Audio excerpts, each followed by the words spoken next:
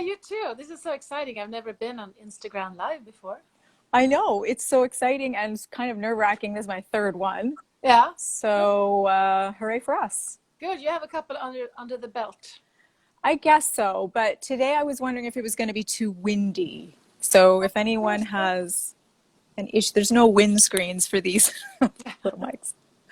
Anyway, welcome. I've been looking forward to this for so long. And as you know, I miss you so much. We went through a lot. For those of you who don't know, I feel like I opened for the Cardigans like way like 25,000 years ago. Yes. Yeah. We were both on Mercury. Right.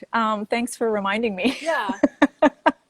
So we were matched for one of our US tours. So yeah, that's how we met the first time. That's right. And later, when Lhasa had a baby on the way, you guys invited me to come play with you, which was incredible. I was sort of like a utility person doing a lot of different things. And then later toured with your A Camp project, which I adore. And for those of you who are watching who aren't aware of the multitude of projects that you've been involved in since the Cardigans' huge success, it's just extensive. And I'm just so excited to talk to you about everything. So it was funny. We did have a little pre-call yesterday. We'll reveal that to the people. And I felt like there were about 19,000 things I wanted to talk to you about. But let's just start by saying I have a book coming out in the fall. It's called, what is it called again? The Healing Power to Singing. I just read it. You just read it. Yeah. I love it. The Healing Power of Singing, Raise Your Voice, Change Your Life. And it's about my relationship to singing, but also about how the voice has been sort of a partner in my life for healing. So without me talking too much, if it's okay with you, like, you know, you're saying off the top of our call yesterday, I'm not doing all that much singing, but you are doing all these other things, which I think are your way of using your voice as well. And you've done this multitude of recordings that are just like, you know, so iconic. So maybe just take us back a little bit to when you realized that you had the voice that you had. Well, as you say, the voice is sort of, it's sort of like, it's a big part of you. But I mean, technically in a way, like I joined my band, the Cardigans, based not on my singing, but based on my record collection. And that they needed a girl. Yeah. Well, they knew sort of that they wanted to do a band where they could play very, British influenced sort of indie music. So they wanted a specific kind of voice, which wasn't super trained. But I think more of all, they had to search. I come from a place that's quite a traditional place, very sort of religious place. So they needed to really find a person who understood that kind of music. And then so we just sort of, it started out actually that we figured out that we had the same taste in music. And then I did do a short audition sort of in Magnus's he was the only one with his own apartment, so it was in his living room. So of course they'd heard it. They saw there was an embryo of something that could develop. I guess That's so amazing. So when you say they didn't want someone whose voice was trained, yet you knew you could sing. So like, what were you feeling when like, because I know like a part of my book is that I wrote songs first and then I wanted to sing them, but I had what I call a terrible voice and I had to learn. So did you feel like it was just a naturally, there's my awesome distinctive voice, like from day one? I think the root of my love for music and my love for singing does come from my background, my family. Actually, it wasn't my family was not particularly musical, but my parents had a social life. There was a lot of good friends, and they had parties all the time where they sang, where we sang, grown-ups and kids. They would be drinking songs, but it would also be like folk songs and traditional songs and pop songs and classical songs. They just sang together. And it really didn't matter how you sang, but people just loved to sing. And I learned to love that too. So I didn't even listen to how I sounded. It was a matter of just joining in, kind of. And then I do remember, though, at one point, one of these grown-ups, one of my parents' friends, did say, like, you sound good. And I remember, like, I do? And being really happy about that. So I think it really was mostly that I enjoyed it, and I really was into music at the time. And I think I'm really happy about it in a way, because I've had a very sort of not self-aware relationship to singing from the beginning. And then in retrospect, I've understood that when I did join the Cardigans, and when I knew that there was sort of like an expectation on how I should sound, then I actually started to be a little too self-aware. It took me a while to get back to that sort of pure joy of singing, sort of. But I've had that dormant the whole time, kind of. That's so amazing. And I think, you know, I coach a lot of singers and I write about it in my book that when we find our unique voice, it's not, you know, to be comparing to other people, that's when you really thrive. And I want to just, since you're talking about that, like not being self-aware, I've always loved this about you, that it comes down to, like, I really feel the artist in you, and I learned so much from you when I was touring with you, whether it was the way that you would present yourself, fashion choices, just musical choices, and then, you know, even now we're in the social media world, and that wasn't really part of, you know, what we were talking about back then. And there's always a sense to me of it's artist driven. That's not really what I'm trying to say, but the ego seems to be out of it. And when we talk about voice, I think that's a huge part of, especially for women, us finding our voice, finding our true selves, finding happiness, maybe not happiness, but joy, and just acceptance of ourselves. So when I like look at your posts, for example, I feel the lack of ego. So is that tied to that way that you grew up of just like, I'm singing? It's almost like a punk rock kind of approach to things. Can you talk about that a little bit? Yeah, no, but I think that's true, kind of a punk, but also like that there doesn't have to be, everything doesn't have to be so good. I think a lot of it is like, how does it feel, sort of? Yeah. How does it make you feel, kind of, to sing and to perform? And I another thing that is part of it that I was also like, sort of actually before pre-Cardigans, I was a total show off. Like I was the one who raised my hand and wanted to do theater in school, and I loved to sort of tell jokes and do skits and all that. And I took drama, and then in the Cardigans I did become self-aware, and that was really, then it was really hard for me. I was perceived as shy and had to confront that image about me that I was shy, which I'm not. You know, I'm not at all shy, but I am very inhibited by my own ego. So the more I can not be confronted with it, the better I am. So I think when I professionally started singing, took me a couple of years to just find back to where I was in it, and once I sort of let my sort of instinctive self out again, that was way better in a way. You see, I try to shape myself after expectations and try to polish myself, I think, a little bit. So tell me how, yeah. So tell me how you did it. How did you tune into the instincts? Because I think, you know, that's what we're all trying to get to in a way. Like we can say like, yeah, we support, you know, women, we support each other. We need to use our voices. But then when it comes down to like putting our music or art out there, there's that fear that comes back in. So, I mean, your fame was like off the charts. So I can imagine, I don't want to like, was that kind of when it went off the rails for you and then you learned to get back to your instincts, and how did you do it?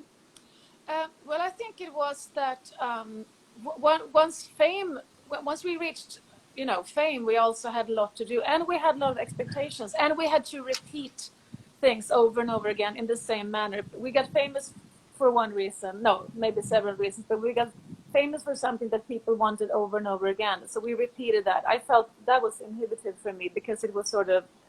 I also sometimes actually did feel like when I went off that, people were disappointed. You know, Right. people didn't want somebody who was sort of foul-mouthed at times, and people didn't. You see what I mean? People didn't want somebody who was sort of dark on the inside, but so it was sort of like a way of finding a way to just keep at it in a way and keep exposing that and keep dealing with people. Some people being disappointed, but at the same time that some were disappointed. Some other people were like, oh wow, there's other facets of this thing that is really interesting. I think again, going back to that thing, like how does it feel to you? Like what comes easy to you, and what is like what you do. Like I think it's really good what you write about. You mentioned it several times in your book about actually filming yourself. I think that's a way of taking yourself seriously in a way. And I think that's a thing that I should have done earlier. I think that's a really good advice because it's a way of sort of looking at yourself, and also to sort of practice looking at yourself, pretending to be from the outside, but from a kind perspective. Because I think it's sort of, you know, and I think for me, I had to, first of all, I had to just understand that what was my sort of more instinctive and rougher and sort of more soulful expressions were in some ways better and very welcome. And, you know, and the more I understood that in situations where I'm allowed to be funny or where I'm allowed to be ugly and, you know, complex, that's when I'm the most likable. You know, you just have to understand also as a woman, I think, and as a human being, that you don't, there's not, I mean, it's just, it's a misconception that there are forms or certain sort of molds. You have to find one mold, which mold is yours, and then stay there. It's really when you float out that you it's humanity is what communicates, kind of. That was something for me. I started to sort of strive for a certain perfection in a way. Right. When I started to feel professional expectations, and once I started to realize that that's not what I do best. Right. When I was telling people about us having this talk, I was sharing a clip of you singing "Whole Lotta Love" it was an awards show, was it? Yeah, it's this prize called the Polar Prize. The Swedes think it's a really important prize internationally, but nobody gives a shit about it. But the king is there, and they give it out to famous people, and we think it's like a Nobel Prize or something like that. It's not, but that's what it was. That's amazing. And you know, when I talk about voice, I think about voice like Robert Plant being one of those great voices of our generation. And in this video, I want everyone to just go see it, just Google it. You peek around the corner before you come and sing this song, which you totally crush, like in front of all of the remaining members of Led Zeppelin.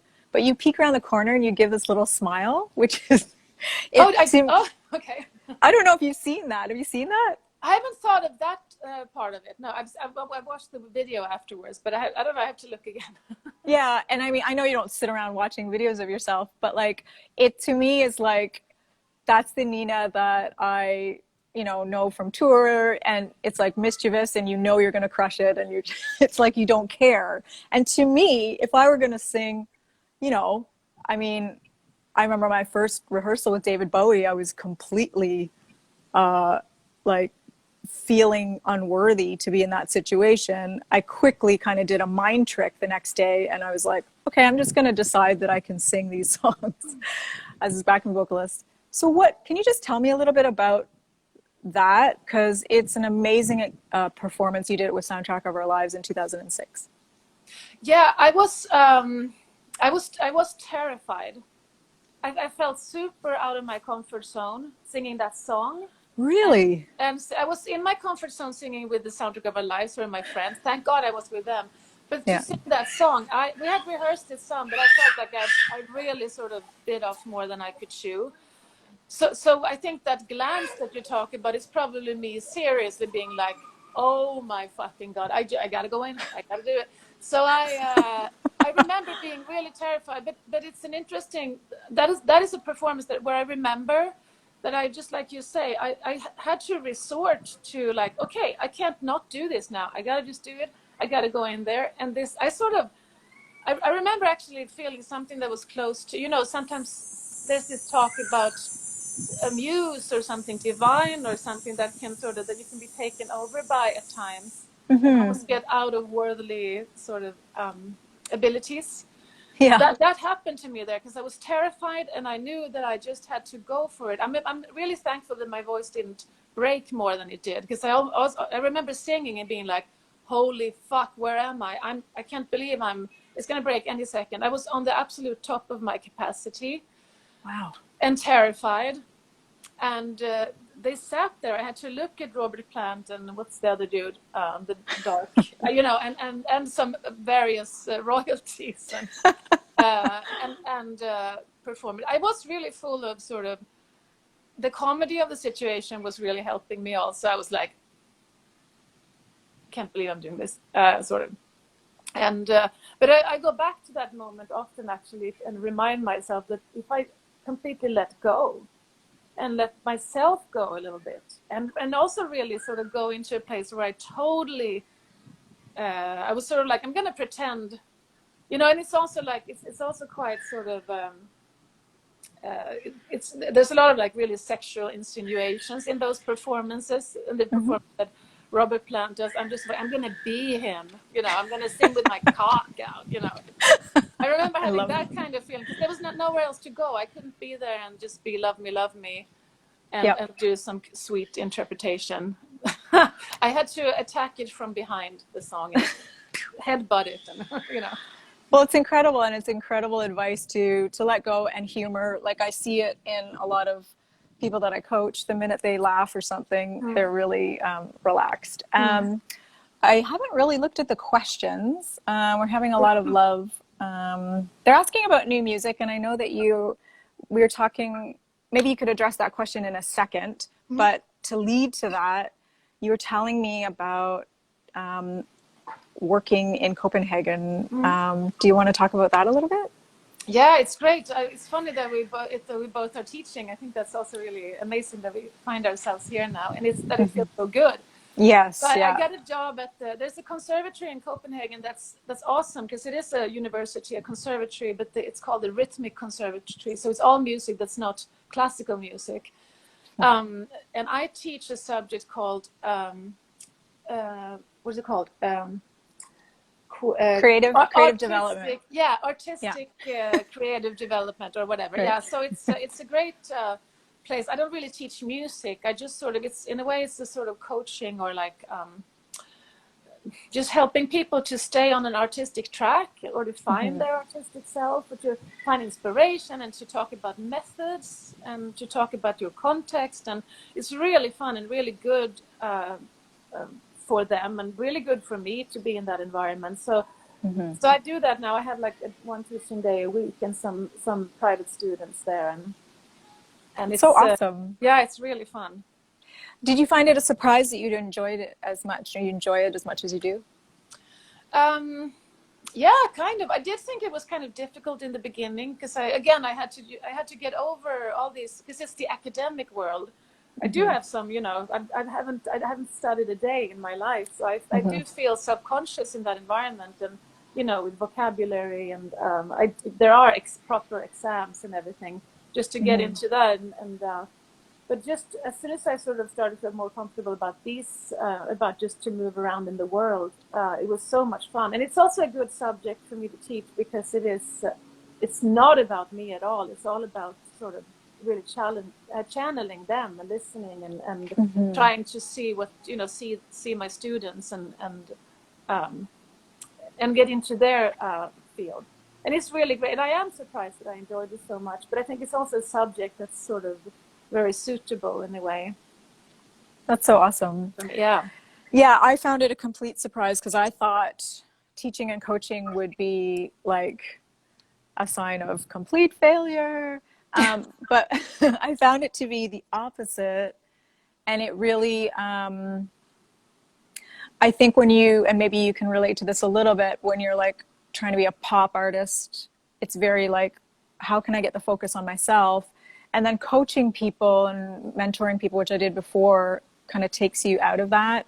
But then it also reveals to you what your actual passion is. And to me, it's still singing and still making music. So I know you've got a project with Martin from Soundtrack of Our Lives, which is active, and you're still doing stuff with the Cardigans. So do you want to, I know there's probably a few people on this call. Do you call it a call? I don't know what you call it. This meeting. Glad you're all here. Yeah. That would like to know when some new music is coming. Yeah, I don't know if I'm going to release anything. Just because I've been in it's been a time of nothing happening. I'm just going to see some people this fall. And there's one song that I like that's there for me to sing if I want it. So I'm going to try to record that one and see what it becomes. Right now I just have such a struggle. It's funny that I'm teaching this subject. I'm teaching people how to find your way, and I'm totally lost. And I don't really suffer from it, honestly, because I also feel that it's fine.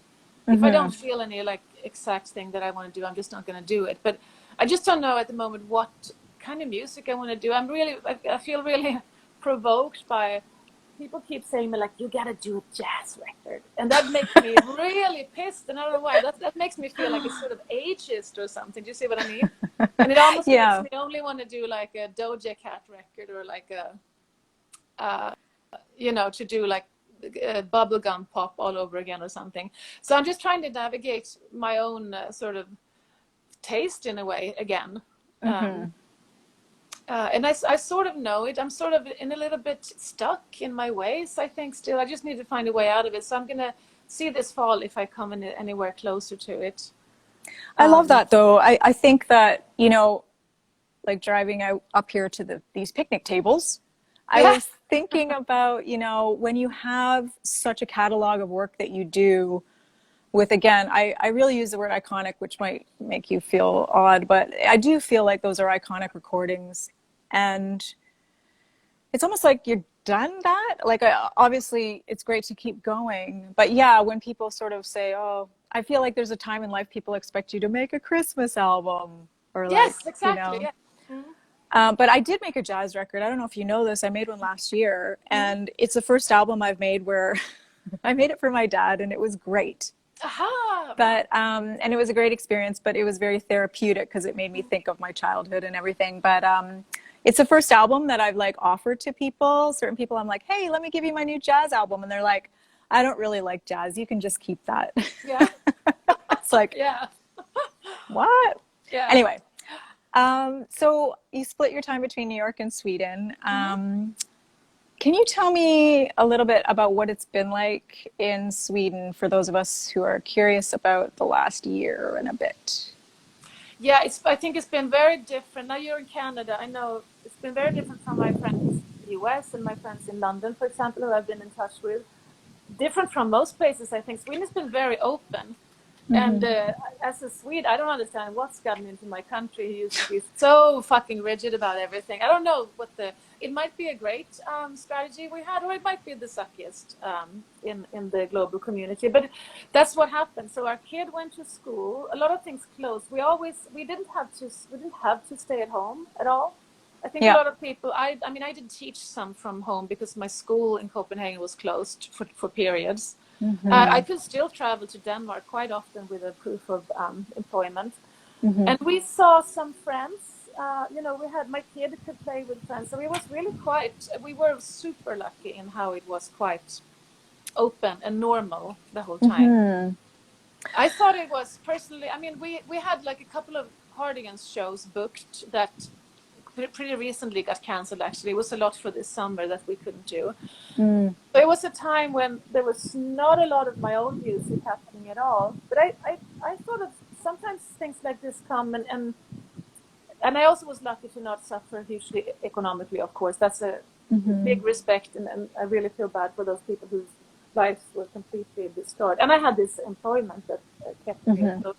But personally, I sort of enjoyed it a little bit. I enjoyed the quiet, and I thought it was nice to have nothing to do but to sort of cozy up with my family. I felt like I actually I thought for me it was good for our relationship.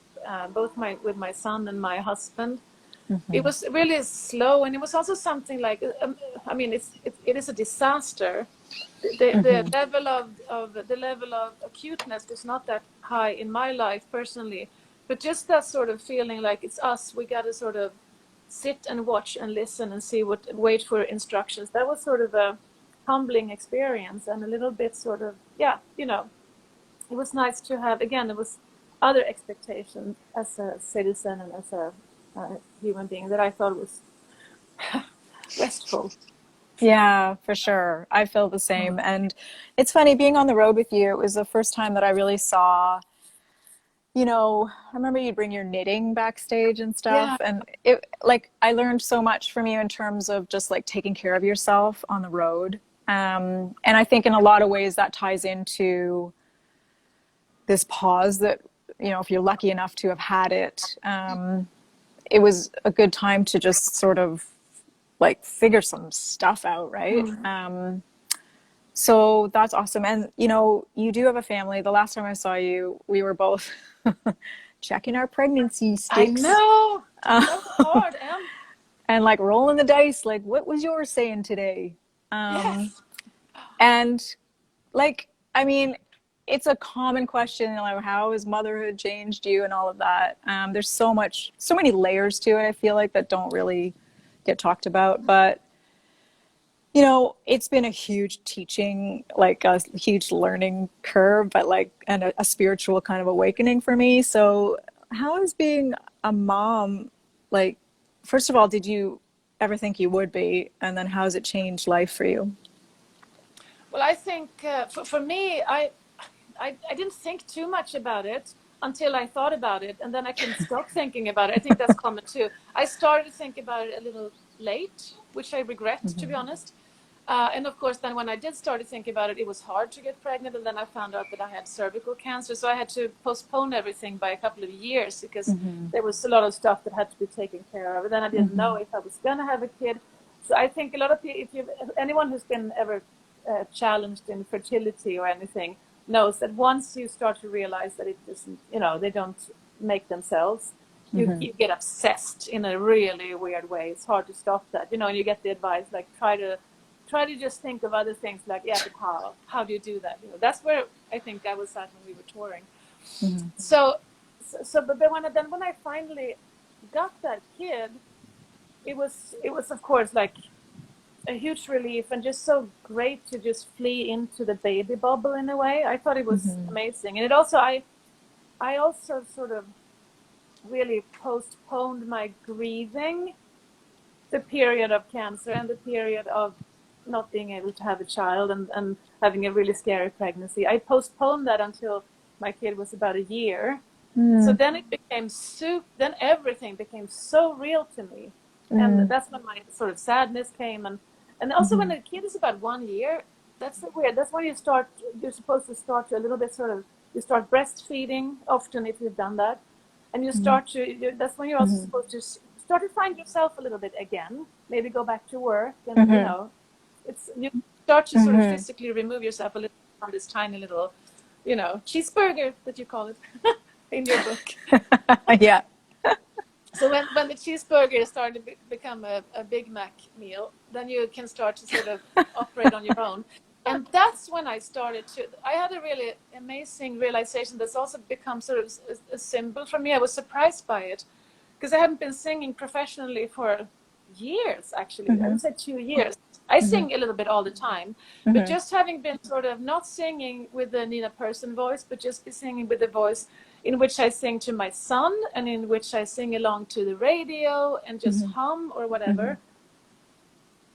When I started to sing again, my voice had completely changed. And that's, again, this thing about being in complete sort of rest and relaxation in a way, and just sort of being forced into tuning up with who you are and where you're at, how your body is healing and everything. That was amazing because I had a whole new register, to be honest. I could reach, and I think I'd had such a long break that I shook off my manners. And you know how you have manners? I'd forgotten them. They had moved out of my body because I hadn't entertained them. Wow. So I was much freer suddenly, which was really fun, kind of. And I forgot how I used to do things, so I did things in a new way. I was much more supple in a different way. I think, I mean, being going through pregnancy and everything, you also actually automatically you live healthier, which is a good thing. Mm-hmm. Whole package feels better. But it was really good and a good example of how you just, not everything comes by force. So some people it has to come in and sneak in the back door when you don't know that you open up because you're not sort of expecting it to come in. That's again, this you talk so much about relaxation and sleep and also actually the absence of striving is Yes. also work in a way, Yeah. which I love, which is a great which is I think is a realization that you can only come to after you've tried it once, sort of. And you have to give yourself a break also. Like it's hard sometimes because you need to make your money, and if you want a career, you have to pursue it and everything. But so COVID breaks can and pregnancies or even disease or whatever. Like you, in your case, it was big heartbreak and big crisis. It's good and a pause. Yeah. And I love that you're talking about this because this is something we never really got a chance to talk about. And in terms of that voice and finding that new register and what I call like softening into your voice instead of forcing, which is counterintuitive to what we want to do. Do you feel like that is just tied into like like an awakening of yourself? Because that's kind of how I felt it happened for me. And yes, like health, you know, I remember after my separation, I write about this in the book, that I was just like smoking and drinking and like, fuck you guys and everything, you know. Sorry for the, yeah. I always think of the tiny people watching. But like you have to go to the dark place to get to the sort of healed, you know, aware, you know, shedding your manners thing. Do you feel like that was a big part of it, or is it just like growing, like stepping into something else? I think so because I really think it does because I really do think that you can do so much by following advice and going the yellow path and everything.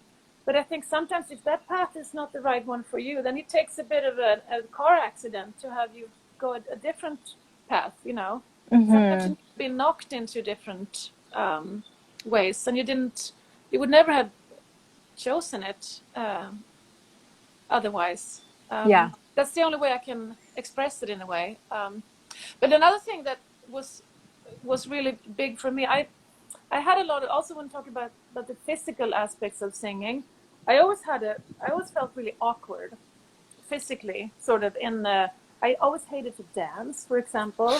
Yeah. I had this weird thing about that I loved theater when I was a child, but when I sort of auditioned for things as an adult and like post Cardigans debut, I would be so physically awkward and uncomfortable and not knowing how to move and so out of touch with my body, sort of. That's why I've really worked really hard with working, you know, I've done a lot of yoga and stuff, Pilates. I've worked really hard on challenging my body. I've done like acrobatics for a period because I have to, it doesn't come easy for me, so I have to work on it when it comes to that.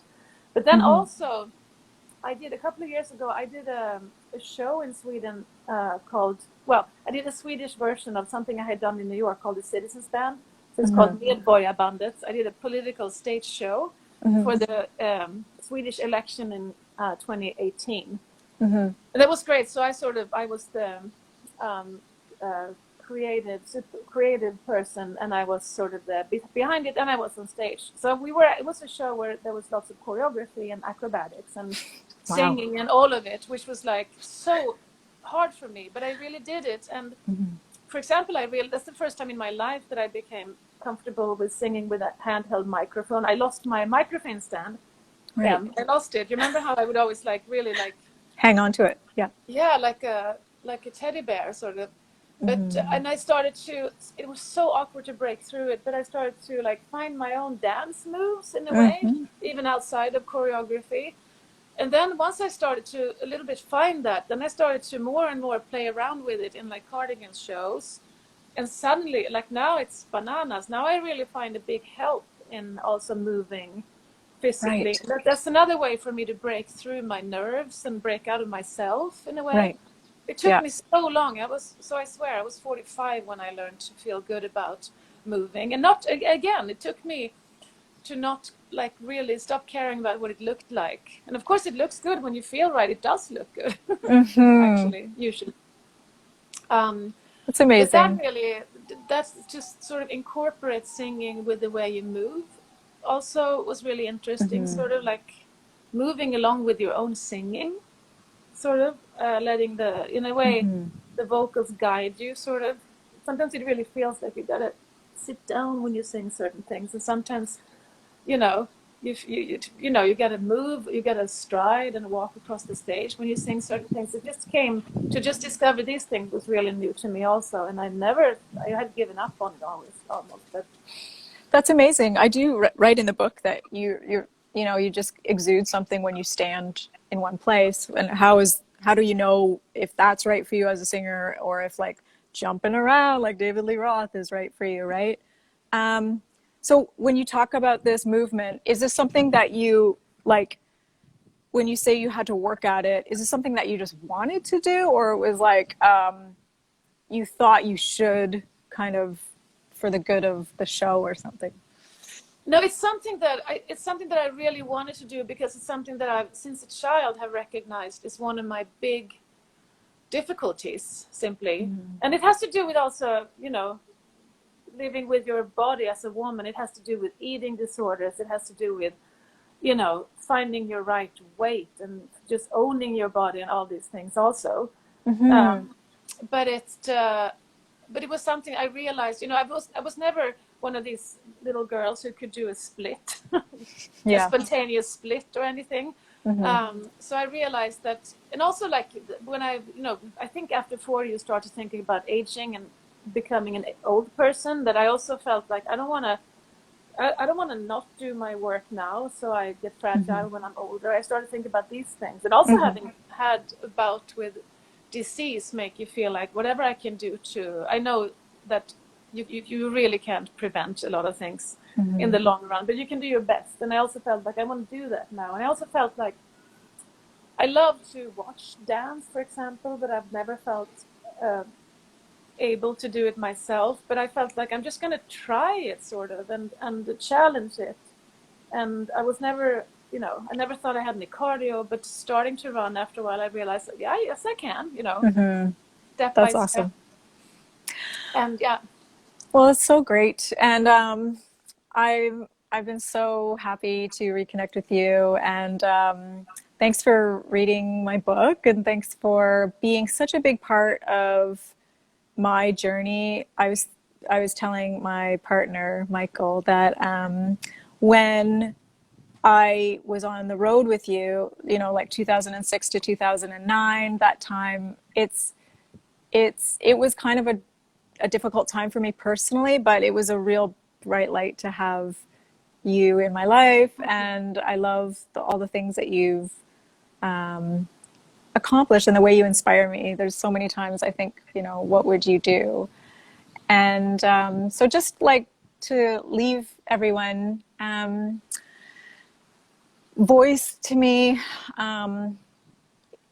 like in terms of just how to be yourself, how to be, not less self-aware, but just be yourself. Like that's sort of where my book goes, is like, it's about living by your own code. So do you have any sort of words of wisdom? It's like a classic interview ender. What are your words of wisdom for women? But seriously, I do follow, I'm so inspired by you. So what would you say to women who are just like, okay, I'm putting records out, I got to be on social media, and here we are on social media. So what would you say? Yeah. Oh God, I don't know. I think it's actually these really things that you hear all the time, but that you realize that it is really true. Like that, just like to judge yourself, to be kinder to yourself. I think that's a big problem in a way. To look at yourself as if you're, your friend. Mm. It's like, think about yourself as somebody that you love. Try to, if you step outside of yourself and look at yourself and try and see, look at yourself with kind eyes. Really, that's something that is easier said than done. But that's something I find really, really good. And then really connect with yourself and remember yourself as a child and remember yourself as a human being and forget about expectations. Be a little punk. It's always good, I think. Mm-hmm. Try it, and you're gonna see it feels good. Kind of. I think that's good too. But you can't hang up on me, Anne, before I can have to say like a big like mirror to you also, because you were like the first woman that I got the pleasure to tour with, and it was such a different experience, I think, to be with somebody. Not, and I'm talking about you as the first woman, but also having you, having Emm with us was amazing. To have somebody who became a really good friend, and that you're so funny, and it was such a great period, because I've toured with a lot of dude bands, and they're kind, they're fun, or they're not kind, and really sort of actually annoying. But there's so many stories also. I feel like there's so many jokes that we have from that time, like the night when. Do you remember the night when Michael Jackson died, Evan? I do. That was a big night for me. Yeah. Or Mötley Crüe night. That was fantastic, for example. And yeah, I remember. That was a no, Peace and Love festival, was it? Yeah. Oh, yeah, yes, and I remember. Right, do you remember when Motley Crue was playing and we were side stage, and I think Tommy Lee came out and he was like, "It's great to be at the Love and Peace Festival," or something, just switching the words. And then I remember hugging him, and he had no sweat on his back. Oh, no sweat. Yeah, it was like, I think he was an alien, actually. I don't think it was actually Tommy Lee. Yeah. But that was a big moment, because we got that news together. We were sitting together. It was so amazing. I remember there were news flashes, texts and stuff saying that Michael Jackson had died. And I remember I just texted back, Michael Jackson might be dead, but Mötley Crüe is alive. It was like we sat on stage, and you remember Tommy Lee, he kept running over to us. He kept leaving the drum kit during the show, coming up to open our beers. Do you remember that? It was it's one of my biggest moments of encounter, famous people. It's really cool. Oh, yes. There are so many. And we can't leave this call without revealing our love for the guitar solo face, right? So that. Oh, yeah. Yeah, there's so many times. So just walk by you. Can we do a hell stand, do you think, over Instagram? I think so. And everyone else on this call can just do it with us. We have to do this one. Next time we're together, we have to do a good rendition of the hell stand for people. I also, I thought it was really, since you write a lot about Mitch in your book, is that you shared your taped warm-up with Mitch. I don't know if I'm revealing something I'm not supposed to. No, it's all good. Share it with me, because I was lacking a good warm-up routine, and I still use that same one, and it's probably not at all developed from my range or anything, but I still use it, and it's part of my ritual, and it feels really good every time I do it. That it's so I actually have your voice in there. I sing along with you when I do my. And it's a great warm-up, and I understand that Mitch is a genius, and I'm so happy to have. I totally hitchhiked on your relationship with Mitch there, and so say hi from me. I think he'll be very happy. He'll be very happy. And yeah, I mean, to find a guy who's just committed to voice and no other agenda, helping people find their voice was awesome. So I'm so glad that you used that, and I'm so glad that we had this chance to talk. And yes, I hope to see you soon, and we got to meet in person so we can do a proper hell stand. Absolutely. So I can feel the sweat on your back.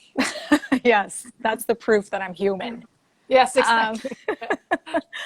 Thank you, Nina, and thank you to everyone for joining us on this call and this meeting. I wonder if, whatever. That feels like so boomer-like to not really know what you call it. It's like people talking about listening to the iPods and stuff like that. Yeah, totally. Can you go back and look at the comments? I wonder now. There's some comments. I didn't want to because this is new to me. Hey, Gentleman Reg! Gentleman Reg!